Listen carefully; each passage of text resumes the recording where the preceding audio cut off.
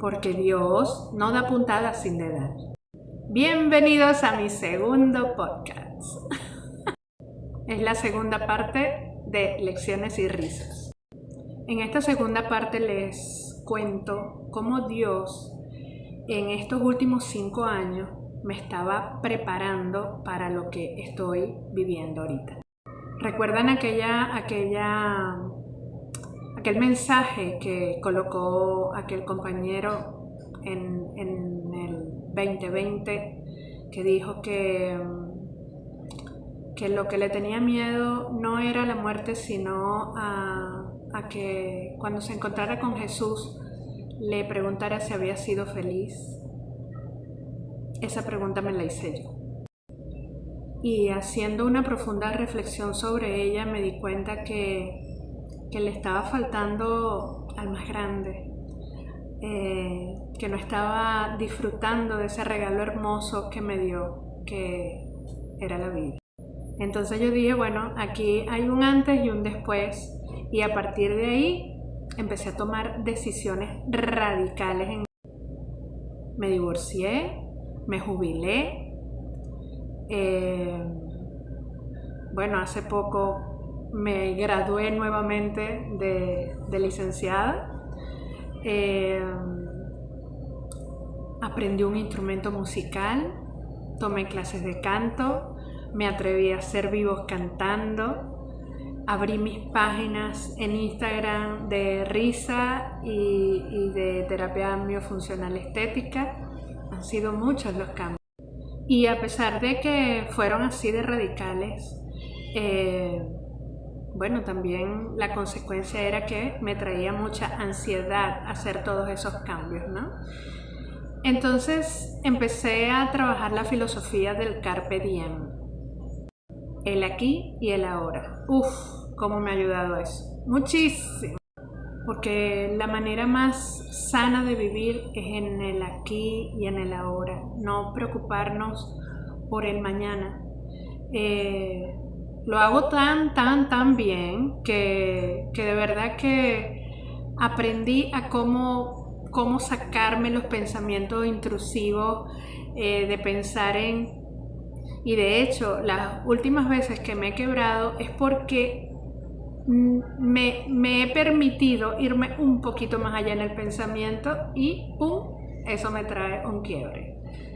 Pero sé cómo regresar. En todo este proceso de cambio, una de las cosas que empezaron como a llenarme de adrenalina era los desafíos. Le decía siempre a mi maestro de canto y armónica que últimamente sentía que todo lo que era un desafío me emocionaba.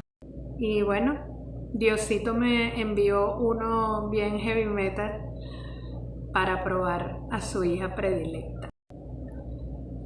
Como muchos sabrán, en julio de este año, del 2025, el 2 de julio para ser exacto, recibí el diagnóstico de cáncer. Para nadie es un secreto que recibir ese tipo de diagnóstico, viniendo de una familia donde mi mamá murió de cáncer, mi abuela murió de cáncer, mi abuelo murió de cáncer, mis tías han muerto de cáncer. Recibirlo es como una espada de Damocles arriba de tu cabeza. Quiero contarles que extrañamente, porque todavía me parece absurdo, ¿no? Pero fue el primer sentimiento que me vino cuando me dieron el diagnóstico, fue la culpa. Y ustedes dirán, bueno, pero la culpa ¿por qué? Bueno, sabiendo todos estos antecedentes, yo tenía 3 años sin hacerme ningún estudio de imagen, por decirlo. Más, sin embargo, sí me hacía mi revisión tocándome.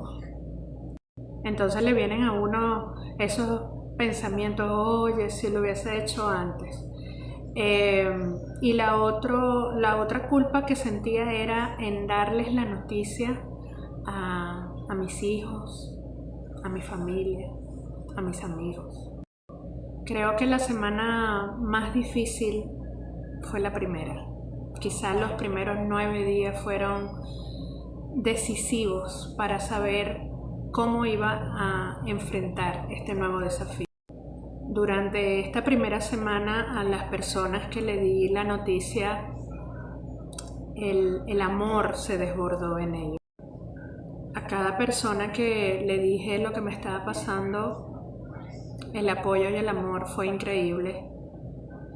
Obviamente con una excepción, que me dolió en el alma, pero que no me detuvo.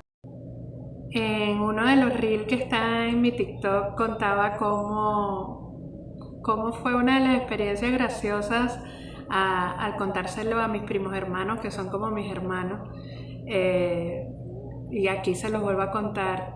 Yo les digo que nos reunamos porque les tengo que decir algo, y entonces entre ellos se mandaban mensajes porque no sabían qué era, ¿no? Y entonces dentro de las cosas era que yo había salido del closet,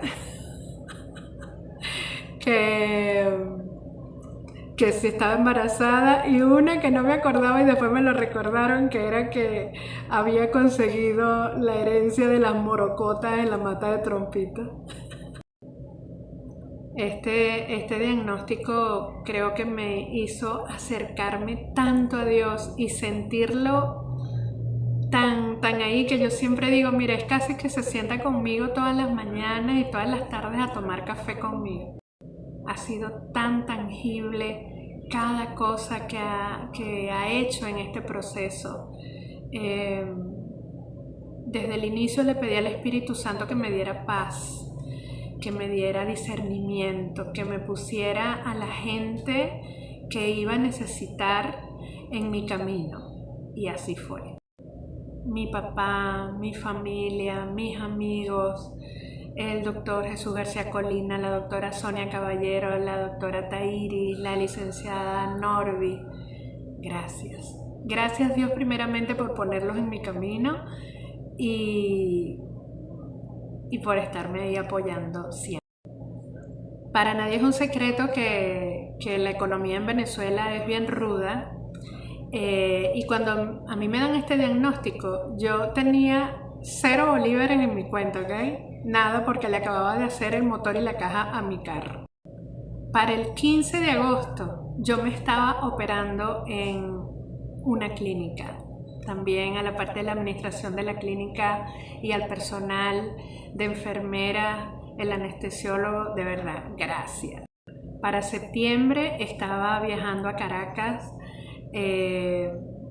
a comprar mis primeros medicamentos para el tratamiento de la quimio.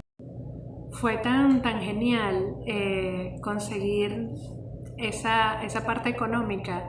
Hicimos una rifa y en dos días yo vendí 204 números, y con eso yo compré los 2 primeros ciclos de mi tratamiento. Pero entonces empecé a pensar, ¿cómo me compro los otros si los estoy comprando en dólares? Y como Dios no da puntadas sin dedal, resulta que mi tesis era un libro de terapia miofuncional estética, algo que la gente ha visto cómo ha cambiado mi rostro.